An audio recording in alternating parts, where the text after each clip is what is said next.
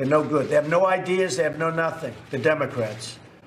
All they can do is obstruct and stay together and vote against and make it impossible to take care of children and families and to take care of immigration. We should be able to make an immigration bill that can really solve the problem, not just this. This is one aspect of it. This is one very important but small aspect of it. We should be able to do a bill. I'd invite them to come over to the White House anytime they want. This afternoon would be good. After the cabinet meeting would be good. They are invited officially. I'll let you do the inviting. Let the press do the inviting. But we have to do something about immigration in this country. For 50 years and long before that, it was a disaster. But over the last 20, 25 years, it's gotten worse. Every time they write a rule or regulation, it makes it worse, not better. We can solve this problem. We have to hire thousands of judges. No country in the world is hiring judges like that. They hire border people that you can't come into the country. Mexico, by the way, is doing nothing for us. Nothing. They have the strongest immigration laws. They can do whatever they want. They can keep people out of Mexico. They have a 2,000-mile journey up Mexico. They walk through Mexico like it's walking through Central Park.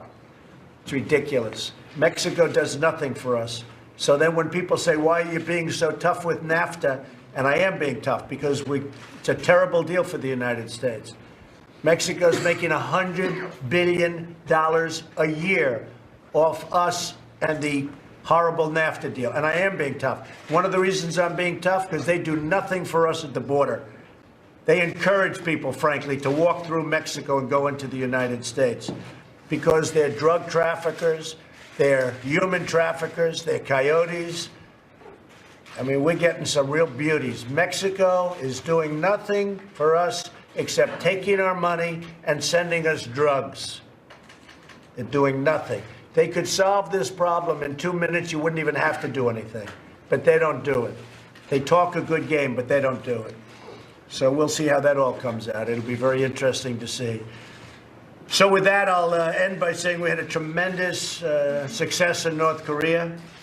We continue to work on that. Mike Pompeo has been fantastic. John Bolton working together with Mike has been fantastic. I don't even know where. There he is. Thought he might have gone back to North Korea. He spent so much time in North Korea. Surprised to see you here. But I think I can speak for both of us in saying it's been an incredible experience. The relationship is very good. They've stopped the sending of missiles, including ballistic missiles. They're destroying their engine site. They're blowing it up. They've already blown up one of their big test sites. In fact, it was actually 4 of their big test sites. And the big thing is it will be a total denuclearization, which is already taking place. And I understand, Mike, that they've already sent back or in the process of sending back the remains of our great heroes who died in North Korea during the war.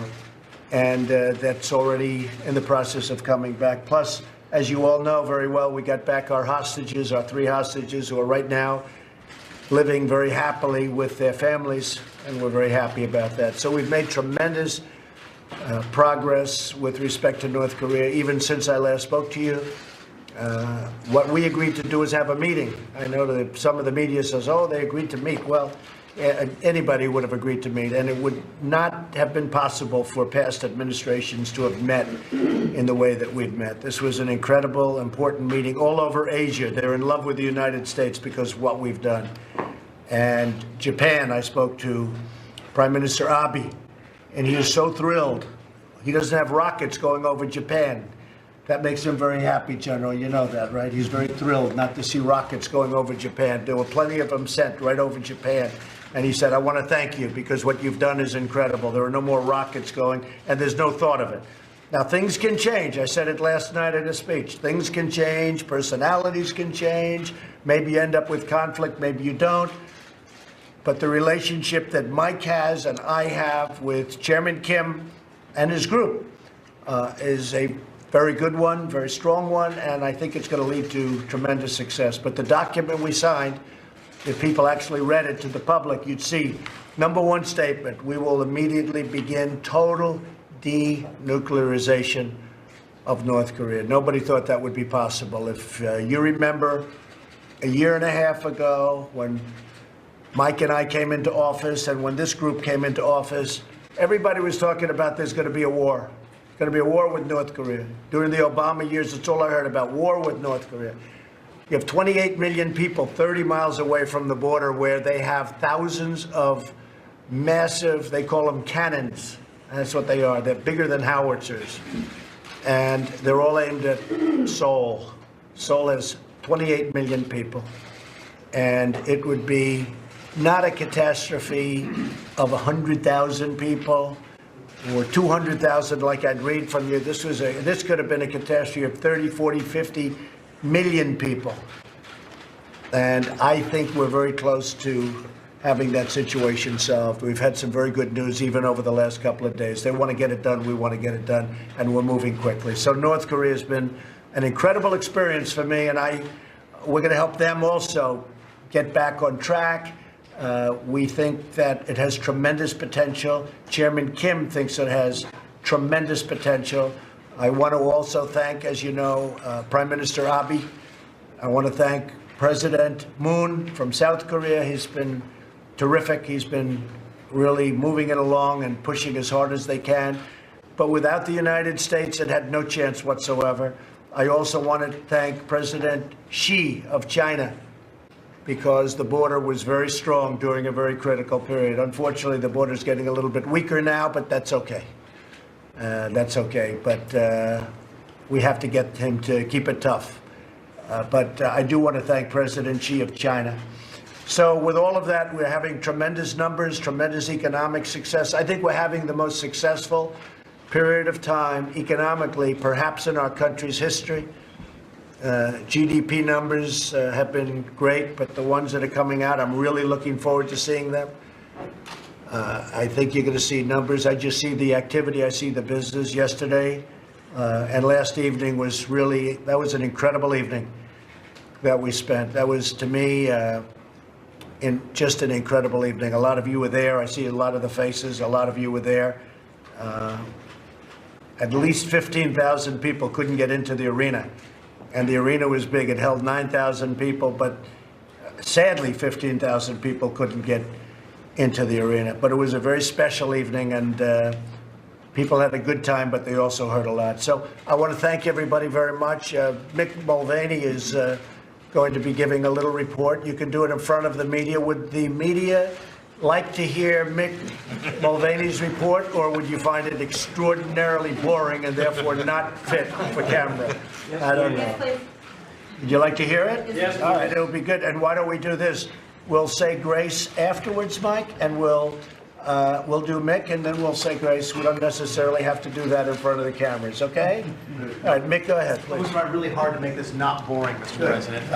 Mr. President, a lot of folks around this table have worked a long time, almost since you took over, to show you what's, to get you where you are today at this meeting. I call this the Drain the Swamp Cabinet meeting. I know we talked about that during the campaign. You've talked about it since you've been here. Today is when we're introducing the actual actions that follow up on those words, to show people what we meant when we said drain the swamp. Later on, after the press leaves, you'll hear from Andrew Bremberg, Administrator McMahon, and I think Mr. Hargan on the executive order dealing with civil service reform. What I want to talk about is the government reorganization, very, very briefly. When we got into this, one of the things we learned was that it has been almost 100 years since anybody really reorganized the government at this type of scale. It's been since FDR and his New Deal, where he changed the way the government worked, and we haven't changed it very much since then, which means we're almost 20% into the 21st century, but we're still dealing with a government that is from the early 20th century. This leads, Mr. President, to some bizarre results. In fact, the stories, you don't know where to start. Right now, because of the Byzantine nature of the way that we regulate in this country, if you have a cheese pizza, you make a cheese pizza, that is governed by the United States Department of Agriculture. No, it's the other way around. I always get these backwards. If you make a cheese pizza, it's governed by the Food and Drug Administration. If you put a pepperoni on it, that's governed by the USDA. If you have a chicken, it's governed by the USDA. If that chicken lays an egg, it's governed by the FDA. But if you break the egg and make it into an omelet, that is now covered again by the USDA. If you have an open-faced roast beef sandwich, that's one or the other. But you put the bread on top of it, it's the other one. A hot dog, the hot dog meat is governed by one. You put it in a bun, it's governed by another. One of my favorites, if you have a saltwater fish, you have a salmon, and it's in the ocean, it's governed by the Department of Commerce. Once it swims upriver, it's governed by the Department of Interior, and to get there, it has to go up a fish ladder governed by the U.S. Army Corps of Engineers. This is stupid. This makes no sense. And by the way, that was incredibly sad. I think you should put that on television, not what I said. That was very good. Dealing with the small businesses. A long time ago, when I was 15 years old, I worked in a freezer for a guy that made frozen pizzas, right? Put yourself in that guy's business, and one day he's making cheese pizzas, and in the afternoon he's going to make pepperoni. He's got an entirely different federal agency to deal with, an entirely different process. It just simply doesn't make sense. So we're going to try and fix it. I want to go through a couple of examples today. I've asked Scott to sort of step aside to go over just one or two. A couple of them have made the press. We talk about this later, about the Department of Education and the Department of Labor being merged. We think that makes tremendous sense, because what are they both doing? They're doing the same thing. They're trying to get people ready for the workforce. Sometimes that's education, sometimes it's vocational training, but they're all doing the same thing, so why not put them in the same place? This goes back to the work that I think Ivanka did very early on job training, when we learned that we had, in fact, we don't even know how many job training programs we have. Some people think there's 40, some people think there's 46, some people think there's 47. We get it down to 16, and we put it all in one place, so that if you're not happy, or the next president is not happy with the way it's going, you don't have, right now, 16 different people around this table have workforce training programs in their agencies. If something is going wrong, you're going to come to me and say, Mick, why aren't you doing it? I'm going to go, no, that's Scott Pruitt's fault, and that's Betsy DeVos's fault. When everybody's in charge, nobody's in charge. And we're solving that by putting ed and labor together and making them responsible and them accountable. The other two things I want to talk about, two of my favorites, examples of how we think we can improve things. Everybody, Democrats, Republicans, local government, state government, you, me, from the private sector, have horror stories about the U.S. Army Corps of Engineers. They perform some absolutely critical functions, Mr. President. There's no doubt about it. But over the course of the last century, their role has continued to creep and creep and creep, and we can do better. So the proposal today, you'll see, makes some important changes to the Army Corps of Engineers. The thing that is stuff that is really defense, and there's still things that Army Corps does that is defense. They stay there, and they should. The things that the Army Corps does that actually help defend the nation will stay where they belong, which is at the Department of Defense. But if we deal with the environment, and a lot of what they do deals with the environment, they deal with environmental mitigation and so forth, that goes over to the Department of the Interior, because y'all are really good at that. Similarly, ports, deep water ports, our lock system. That's not, it used to be a military thing 100 years ago. Now it's Elaine Chao at Department of Transportation, because it's a transportation item. We think it's a much more efficient layout, and it ties in with what you talked about streamline our permitting process, and goes along with what Mr. Zinke's doing at the DOI to try and centralize. So there's one point of contact. You want to get a permit, you go to one federal agency. This is going to help that. Down here, we've talked a little bit about that one food safety thing. Right now it's at FDA, USDA, a couple of places. We move all that into the USDA. Why? Because they're really good at it. It's not to say the FDA isn't, but wouldn't it be nice to have one place where people can go to get answers, to get results, to get permits? All right, so we've been watching there at the White House inside the cabinet room, and the president spoke for about the first 20 minutes or so of this. This is pool tape from moments ago when the president was meeting in the cabinet room, and what you see now is the Office of Management and Budget Director, Mick Mulvaney, and he's talking about completely changing, reorganizing, really since FDR was president, how the government works, and made the official announcement now that the Departments of Labor and Education will be together. He said this keeps a promise of the president from the campaign trail to make federal government smaller. And what was kind of funny about this is that the president said, you want to hear from the Director Mulvaney on this, just try not to make it too boring. That was the directive from the President of the United States. There are a lot of details and numbers and figures on how to shrink the government, and we're hearing it from Director Mulvaney. But the big news this hour came from the man in the middle there that you see, the President of the United States.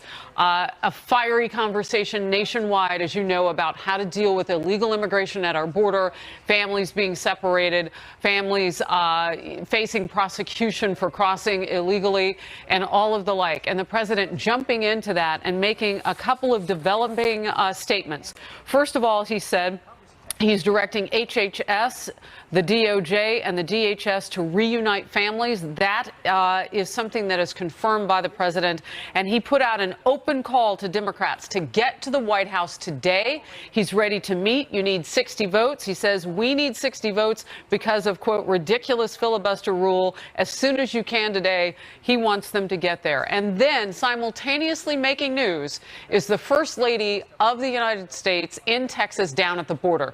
Steve Harrigan is live in McAllen, Texas, the same city where the First Lady is visiting right now with the very latest. Steve? That's right. The First Lady on the ground here in McAllen, Texas for more than an hour, despite some flash flooding here, which has made movement around this city very treacherous after 2 days of rain. The First Lady's first stop was a shelter for children, the Lutheran Social Services Center in South McAllen. It holds 58 children. Some of those children who entered the country illegally came on their own as unaccompanied minors. Others were separated from their children. Their age 12 to 17. The First Lady had high praise for the people who are working in that shelter. Here's what she had to say. We all know they're here without their families. And I want to thank you for your hard work, your compassion, and your kindness you're giving them in these difficult times. I'm here to learn about your facility, and which I know you house children on a long-term basis. And I also like to ask you how I can help to these children to reunite with their families as quickly as possible. But before meeting with the children, the First Lady asked several pointed questions from the clinicians there, including how long do the children usually stay in the shelter and how often do they get to speak with family members. Her next stop is scheduled to be the Customs Detention Center, but getting around the city with this flooding is going to be difficult. It's not clear whether that's going to come off or not. But the First Lady, whose opposition to the separation of parents from their children is well known and mentioned by the president, showing her commitment on the ground here today in McAllen. Harris. You know, Steve, I'm glad you mentioned the flooding so people can see that obviously behind you. And the Ursula Detention Center, where the First Lady set to meet with ICE and DHS, she may not be able to get to. We know that from our notes here coming from the White House. But just want to quickly say, for the people of McAllen, Texas, this has been a particularly difficult time with the flooding. Appreciate your reporting, Steve. Thank you very much. Let's bring in now Republican Mark Walker of North Carolina.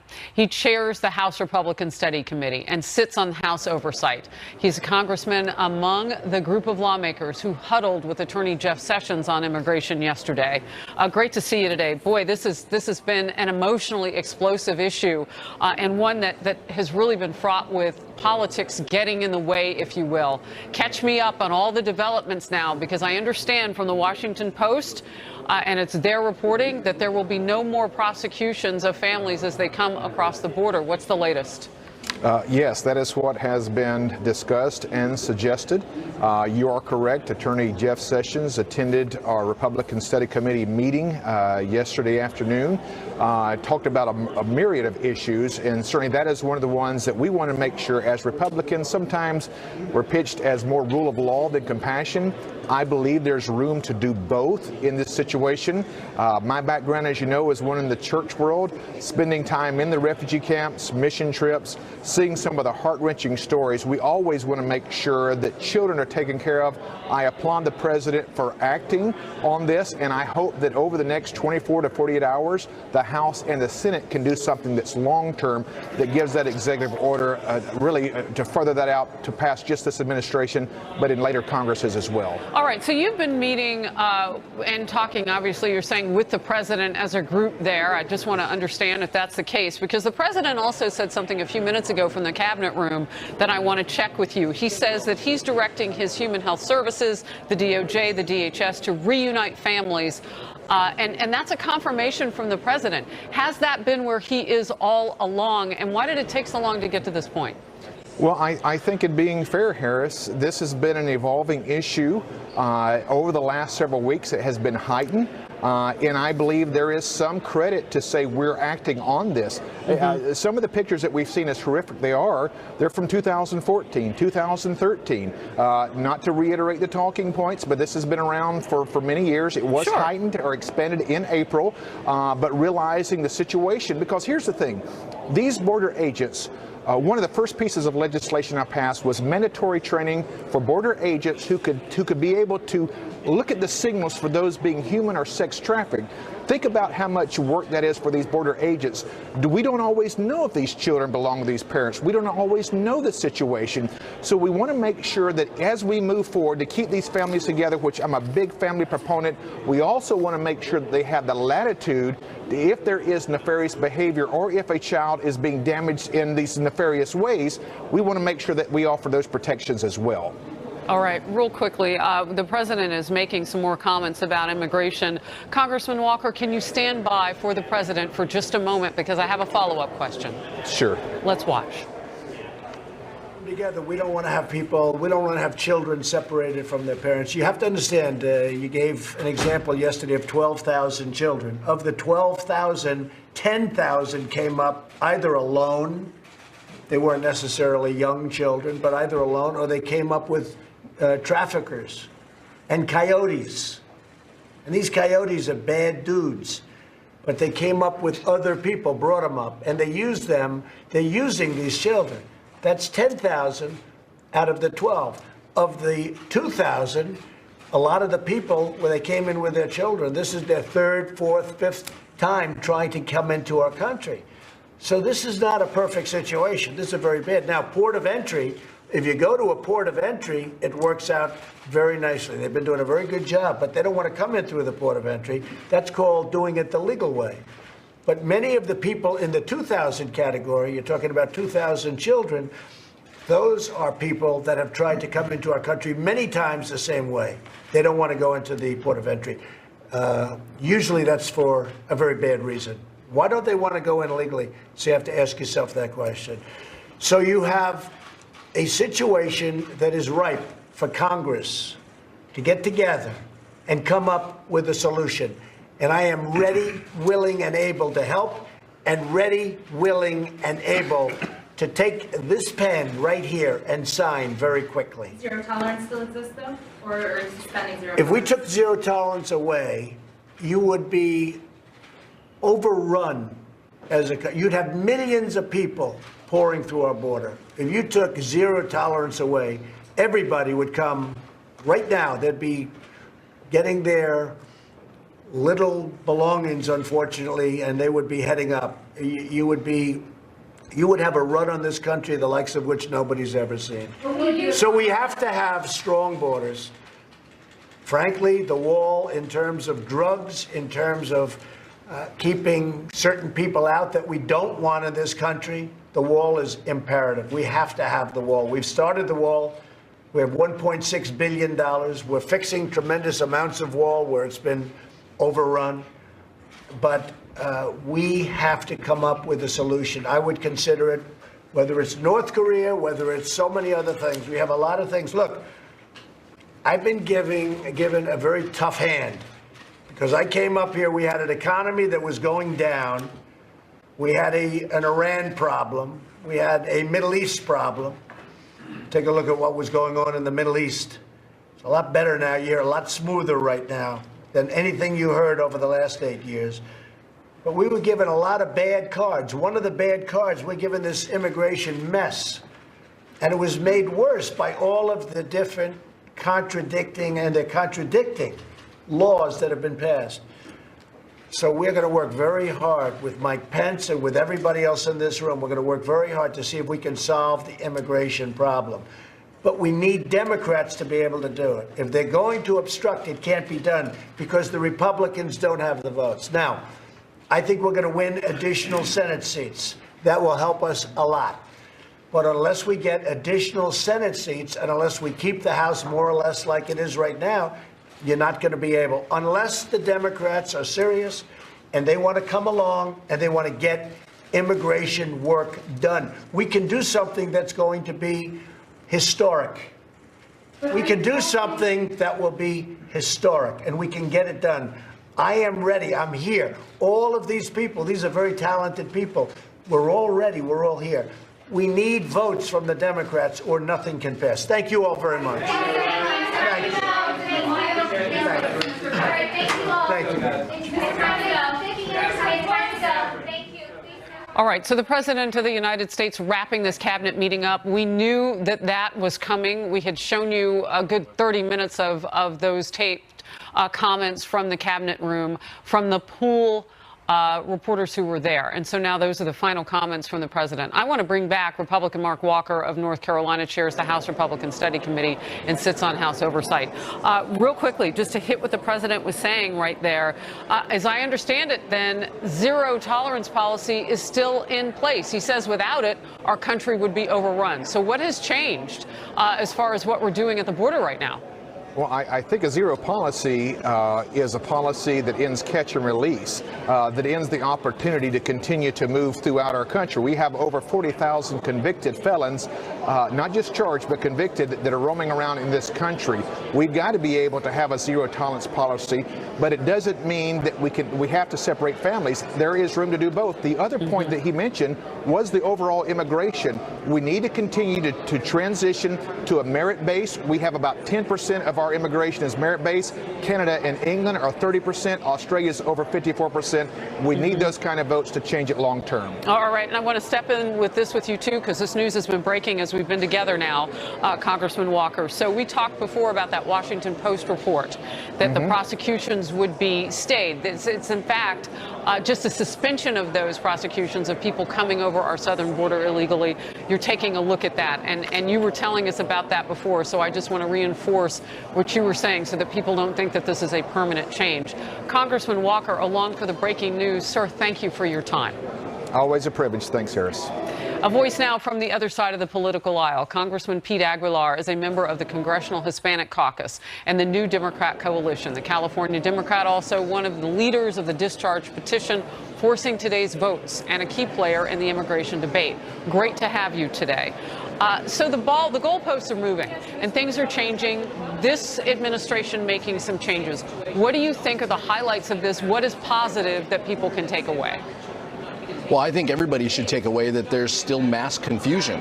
The president implemented this policy of zero tolerance. We have 2,300 young people separated from their families. The president does a 180 yesterday and signs an executive order making some changes to the policy, and now today says he wants to make more changes, but as you just played, he wants to keep zero tolerance. So, look, I'm confused, and I think the American public is confused as to what the president's motivations are here, and unfortunately, what we need to do to end family separation. This is unconscionable policy that the president is advocating. You heard, no doubt, a little bit. I'm hoping that I shouldn't say no doubt, but hopefully you heard Congressman Walker. I followed up on that very point that the president said zero tolerance policy. He said that's with regard to catch and release.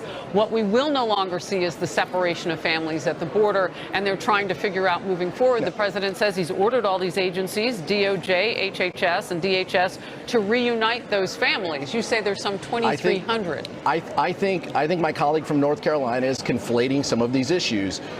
If the Washington Post article is correct and the president is walking back, Fox is working to confirm. Fox is working to confirm. Then the president is walking back zero tolerance and saying family units won't be prosecuted. Well, what happens? How do we reunite those 2,300 plus young people who have already been separated? The executive order doesn't say that. HHS gave conflicting information yesterday as to what's going to happen and how they're going to be reunited. Look, I understand that the president uses catch and release as a talking point. There is a way to solve that. There is a family management program that had a 99% success rate of people coming back for their ICE hearings and check-ins. It costs $36 a day to implement this program, as opposed to $700 a day when you separate a child from their parent. It's unconscionable. Congressman Aguilar, with all due respect, we've heard a lot of talking points from both sides of the aisle. And that is why the president, I would imagine, you got to get this through to him to sign. So he's saying to Democrats today, and hold on, let me finish. I listened to you. Let me finish. The president, in his comments in the cabinet room just moments ago, did an open call for Democrats to come to the White House today after the wrap-up of that meeting. Now, I realize he's talking about the 60 votes in the Senate, where he needs Democrats on the Hill to join Republicans. But there are many of you who could shore up even the Senate by showing up or voicing your opinion on getting into the conversation. We're being stepped on just a little bit by some breaking news. I want to come back to you. I'm hoping you'll stand by. The First Lady at that detention center where there are children at the border, she went to visit today. She's been very strong in her voice, putting pressure, as NPR is reporting, on the president to deal with this issue and stop separating families at our U.S. border with Mexico. She's signing the American flag there that you saw. She's been meeting with people who work at that facility. There is a delegation from Human Health Services with her. And she's been asking all sorts of questions about how long children stay and what their lives are like there. The average, we were told, was 42 to 45 days, at the behest of her questioning there during the pre-tour briefing that the First Lady of the United States got. There is massive flooding down in McAllen, Texas. We are fully expecting her to go to the next event where she'll talk with ICE and border agents there in McAllen. Are we able, I'm asking my crew, to hold over Representative Aguilar for another question after this break? Stay close. News this hour, White House correspondent Kevin Corke now from the North Lawn, and we have heard a lot of developments from the President of the United States. Let's tick down a couple of those developments as we move forward with breaking news. Good afternoon, my friend. This was the most, I think, declarative statement the President has made on this topic to date. An open invitation to Democrats to come here, Harris, to work on something, because it is clear to not just you and to me and to the viewers, but anyone who has looked at this even from afar, you have to acknowledge what we have now is not working, not just for the people who want to come here. It's not working for the American people. The president making that clear. And I should also add this, Harris, in addition to the cabinet meeting, which you all played out, which I think was super instructive for the viewers, he's now meeting with the nation's governors and again talking about immigration, Harris. Well, and, one of the things that we heard from the president, though, that is making so much news, I mean, that meeting with his cabinet was 33 minutes and 29 seconds, and more than 20 minutes of that was spent on illegal immigration and what to do with families at the border. And the president started by giving us the heads up that the First Lady has been bending his ear, and she is down at the border. Okay, I'll just tell you this on background. I've had conversations with a number of administration officials, and they just tell you, look, sometimes in a family, a husband will lean on a wife will lean on a husband to sort of, help you think of it from a different angle. It is clear in my conversations that that's exactly what happened here, that the First Lady was saying, listen, you got to revisit this. I think it worked. It was effective. And I think ultimately for the president and his party, I think it was the right decision. Want to move on now with a couple of the points that happened at that cabinet meeting that people may or may not have listened very closely to. There were charts and visual support involved in OMB Director Mulvaney's presentation. The promise on the campaign trail from then candidate Donald J. Trump was to shrink the size of government. What did they do today that addresses that issue? It was riveting to listen to Director Mulvaney, and granted, it's wonkish, it's inside the Beltway, but here's basically what he's saying today, Harris. We have a number of agencies that do things that they don't need to do. They're handling jobs that were set up for them 100 years ago, and it's time now to really refine it. Let me give you one example. He talked a lot about food. If you make a cheese pizza, but you don't put meat on it, it's handled by the USDA. But if you put meat on it, now it's handled by the FDA. Same pizza, you add a little pepperoni, now you're dealing with different agencies. So the idea here is to streamline government, get rid of some of the duplicative work that's been happening for years. Will it get over the finish line? That's anyone's guess, but it was certainly provocative to listen to it. All right. I wanted to touch on that part because that was big news today that people may miss as we have a Congress right now that is debating a more conservative immigration bill. We've got news being made behind you as the president meets with governors. As that breaks, of course, we may bring you back if the news warrants. Kevin Corke, thank you very much. Anytime. Let's bring in now Republican Congressman Louis Gohmert of Texas, a member of the House Judiciary Committee. Great to see you today, Congressman. Thank you, as always, for being here. So I had on Congressman Aguilar, also from your state. Earlier, we had to say goodbye to him, and I want to come to you now as the First Lady of the United States is in your state talking immigration, and in a different way from some Republicans. She really is enforcing. Should have been changed perhaps from the get-go, but now she's in McAllen. What difference, how much of a difference maker is she today? Well, it probably makes no difference at all to Democrats here in Washington, but she's a very brilliant, caring person. And it's really a shame that people on the left judge her by her looks and say she can't be very bright and just demean her all kinds of ways when she's brilliant, she's caring.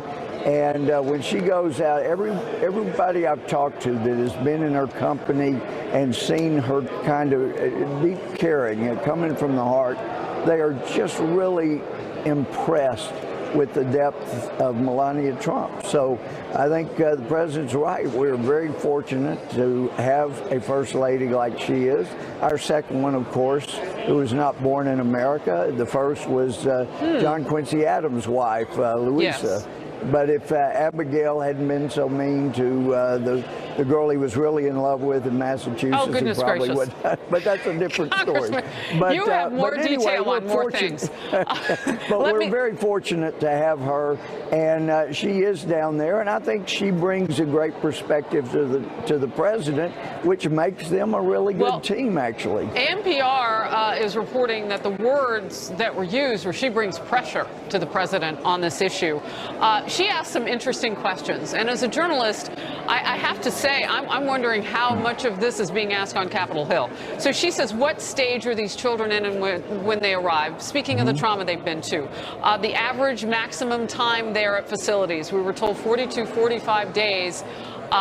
Because of the First Lady's questions. And then she said, how many times per week do children get to speak with their families? Excuse me. Also an important point. She's asking kind of from that perspective. What are your thoughts on what's happening at these facilities, and have you visited? Oh, yeah, I've visited them many times, but I guess it was during the Obama administration I spent so much time down on the border visiting the facilities, and actually we were told that the instructions were from the top back in those days, you know, to minimize what members of Congress were allowed to see, but I had enough friends down there. I was able to see most everything I cared to see. And I saw during the Obama years, there were children that were separated from parents. But I also, having been there all night many times, I've seen groups come. And while the Border Patrolman would be dealing with one end of the group, you would have people trying to decide which one is going to say the child is with them, passing information between themselves, and then in some occasions, you know, them saying, no, nobody is. And then they'd say they were unaccompanied. And I know the way you dig into things, you're aware, I think it's like 10,000 of the 12,000 being detained now are actually came unaccompanied. Boy, if you could get a hold of those parents, those are the numbers that we have. Child, yes. Oh my gosh, it's just nuts that a parent would allow a child to be subjected to that kind of potential for drug trafficking, sex trafficking, and you actually are paying the drug cartels who normally use gang members as coyotes to bring them into this country. And so if they were in Texas, for example, having been a felony judge, and I've seen these things at work, the Child Protective Service would step in immediately with any Texas or American parent who allowed their child to go through that kind of stuff. But I love the fact that Melania is down there and cares deeply about the children. It is just outrageous that a parent would allow that to happen. And the best thing that we can do is get the wall built where it's needed, stop the drug flow through that's killing Americans and crippling our society. And that cuts down on the 80 billion or so that's going into Mexico for corruption. You could see Mexico be one of the top 10 economies in the world if we stop the drug flowing, and that shuts down the drug cartels, and Mexico starts using their resources, cuts corruption, and these people would not want to leave Mexico because it has so much to many offer. of them are not coming from Mexico. What we found out today from the First Lady is most of them are coming from Guatemala. And what's particularly sad about there is that it makes the vetting of those children and their families and what you might send them back to if you're going to deport them back out of the country extremely difficult, Congressman. It is great to get your perspective on having been at those centers as well. Spent a lot of time down there. Yeah, thank you very much for that. We appreciate your time. We're hearing from everybody today, and I know that there are 2 bills right now on Capitol Hill, so we thank you to Congressman Goldmerit, and we bring in now the immigration votes in the House.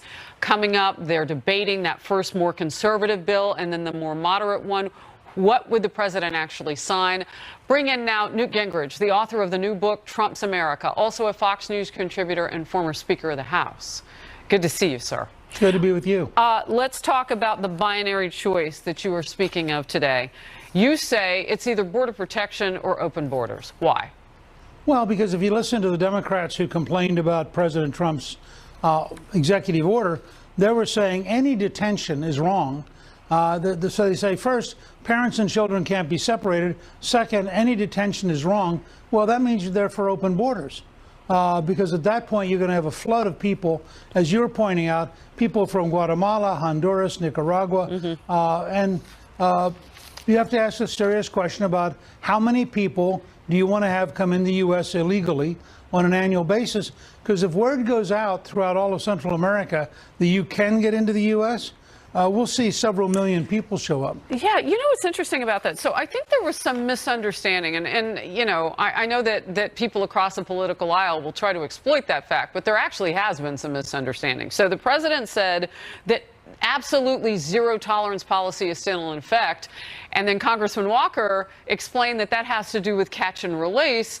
And Congressman Aguilar, a Democrat, said, well, I'm confused. But the point is, we're no longer separating families at the border. What do you understand is going forward is actually happening?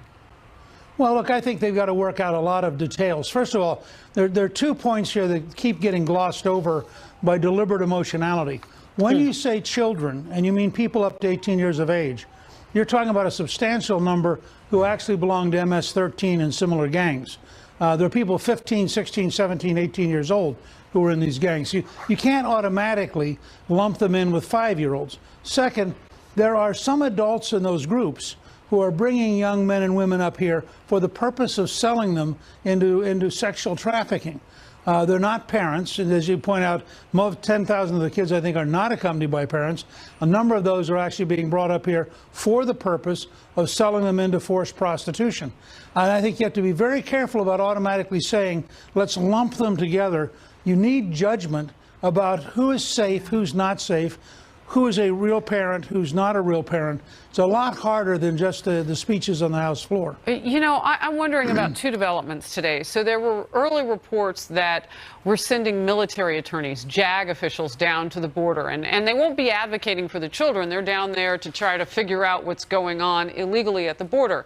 And then the Washington Post is now in the last hour or 2, and Congressman Walker actually confirmed this for us, that in fact, we're not prosecuting at the border right now because there's a stay on that while we figure out where we go forward. Do you envision a point where we wouldn't, for long term or forever, prosecute people coming over our border illegally? I mean, that's part of that binary choice that you're saying? Look, I think if you listen to people like Kamala Harris and other liberal Democrats, they wouldn't prosecute people because they wouldn't regard it as illegal. They would say, fine, you want to come in, we don't care. I think, on the other hand, what President Trump has said, and he's very serious about it, and I think he's right. And if you look at Europe, you see country after country beginning to move in the direction President Trump is describing.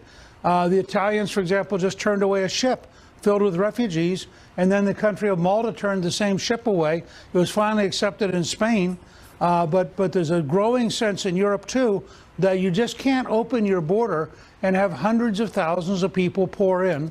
And it makes it a difficult Speaker, human situation. I want to interject because we are seeing Melania Trump, the First Lady, departing McAllen, Texas. You're along with me for breaking news. We were anticipating that she might go to a second facility there to meet with DHS and ICE officials called Ursula. It is an intake facility. The flooding in McAllen is punishing right now. One, they can't get to that facility, and two, even in our live shot with Steve Harrigan, it is hard to get around any place. But we are looking together now with Newt Gingrich, former Speaker of the House, at the First Lady as she talks with first responders, she talks with intake agents, she talks with Border Protection. She's also meeting with those who are tasked with watching those children as they have been separated from their families at the border. A policy now that her husband has signed an executive order to keep from happening now and in the future. The First Lady boarding the plane now to leave McAllen, Texas. We knew off the record for a while that she might touch down. We didn't know what she would do, and now the entire country and world have gotten to see her walk out that pressure that she has been putting on the president to make sure that families stay together at the border. As we cover breaking news, I'm interested to get your perspective now, because in addition to governing, you've got to have messaging, Newt Gingrich. Well, let me just say, first of all, that Melania is a remarkable First Lady. She can speak about a lot of this from a sense of genuine, deep concern, both for children and her own experience as somebody who has migrated to the United States and become a legal citizen. And frankly, she probably did pressure her husband. I'm sure this will not come as a shock to you, but spouses often have influence on each other.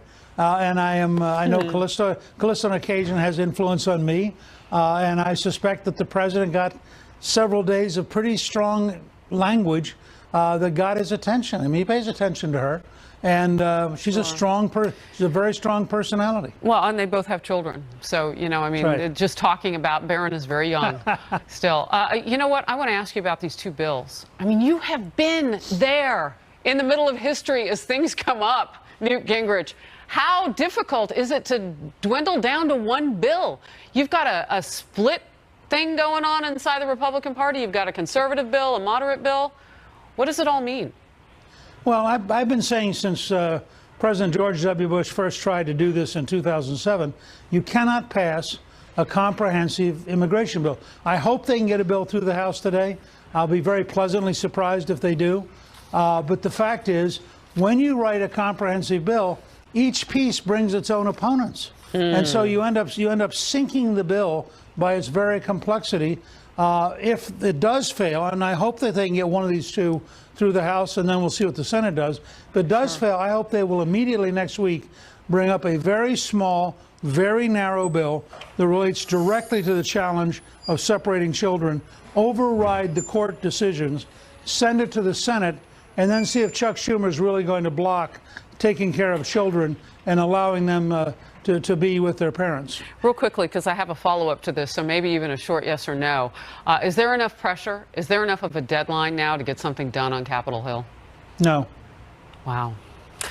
All right, let's move in now with the Democrats. I don't know if you were watching, but during that cabinet meeting that we rolled out of the President of the United States, more than 30 minutes of that, one of the things he hit pretty hard was, you know what? Cabinet meeting's wrapping up. Democrats get to the White House, open door. Media put the word out. What do you make of that? Well, I think he's trying to make a point, having been up on the Hill talking to House Republicans last night. People have grown to tolerate the idea that the Republicans in the House and Senate have to carry the whole load, and the Democrats are just allowed to yell no. And I think the president's trying to make the point, if they want to come up and talk about passing an immigration bill, he's open to meeting with them. And I think that puts some pressure back on the Democrats. I mean, they really have become the party of no and the party of hostility. And I think that's frankly, my guess is they're going to lose 4 to 6 Senate seats at least because they have people running in states that don't understand why they're totally opposed to Trump. And the bill the Democrats put in yesterday that Feinstein introduced, that every single one of them co-sponsored, is such a truly stupid bill that is written by whoever wrote it didn't understand what they were writing. And it actually provides for illegal immigration in 80% of the country by the way it's defined. You're not going to be able to defend that in North Dakota or Missouri or West Virginia or Indiana. So a lot of those Democrats who co-sponsored that bill are now coming under very heavy fire. You gave a short answer when I said, can they get it done on immigration? I want to bring you back when we have more time. All right. The former speaker said no. Thank you. Good to see you. Let's bring in our power panel now. Chris Wilson, Republican pollster, and Rick Unger, co-host of Steele and Unger on Sirius XM. Gentlemen, you're on my other set downstairs. We've had so much breaking news. I'm still on the mezzanine. I'm so glad you're both here. Rick, I'm going to start with you and what the speaker was just saying about where Democrats are on this issue. You and I have had a lot of bipartisan conversations. Are they going to step up and join with Republicans to get something done? Probably not. And I wish you they agree would, with the speaker? But I'm just saying the truth. No, I don't see it happening. Not for. Why not? Well, you know, gosh, that's such a hard question to answer. Why not? We have obstructionists on the immigration issue on all sides of the political spectrum. One party comes up with something they think will benefit them. The other party doesn't like it. The other party does the same exact thing. Can I ask you a blunt question? Yeah. So Senator Chuck Schumer, it's going to come down to him. He shut down the government over DACA, over other children who now are adults, many of them. I'm confused about where your party is on immigration and helping people. Spell it out for me like I'm 6. You know what? It's impossible to do. I don't actually blame Chuck Schumer for being the one who shut down the government over DACA, but I think DACA is a pretty critical issue. The problem is, and you and I have had this discussion, and you know it, nobody is approaching this from any side of the aisle with a view towards solving the problem. Everybody looks for that political edge. All right. Right now, the Democrats think they have it. I'm not so sure they do, and that's the problem. Wow. Call some of them. Chris Wilson, we're heading into a break. Quick thought. Well, I disagree with that. I think actually Ted Cruz has put together a very reasonable solution that actually solves this problem, takes care, would deal with it overwhelmingly. Yeah, of Texas. And it would take care of the problem. We've got almost universal support. Ted Cruz has the answer. Is it a secret? I'm sorry? Ted Cruz has the answer. Is it a secret? No, it's not a secret. In fact, he initially had Democrats involved, and they were pushed back by Chuck Schumer. And so it's unfortunate because you've got Schumer and the Democrats practicing the Rahm Emanuel strategy of never let a crisis go to waste. And so they've gone from demagoguing about the issue to now trying to take advantage of it. Everybody will be back. I'm going downstairs.